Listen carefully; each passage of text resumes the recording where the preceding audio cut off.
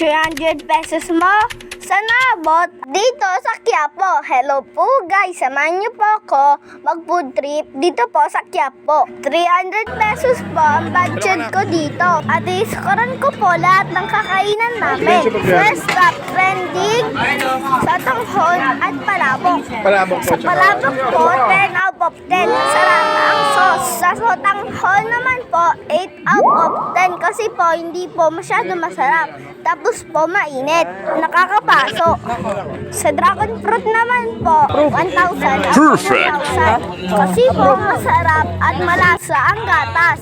Sunod naman po ang Big Siomai. Ang score ko po dito, 9 out of 10. Kasi po medyo matigas pa po ang wrapper. Sunod naman po, Magic Water with gulaman.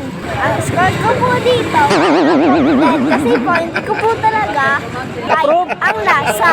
Sunod naman po, yung dry pusit na maraming sibuyas. Konti lang po ang kinain ko niyan. Pero si Mami, 10 out of 10 daw po. Sila po ni Daddy.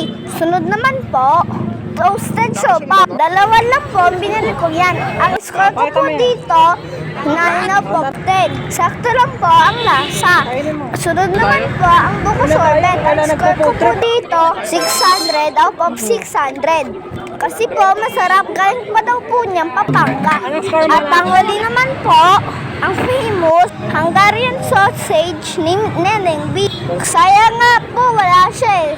Mamayang hapon pa lang po. Ang score ko po dyan, 9 out of 10. Kasi po, sobrang sarap.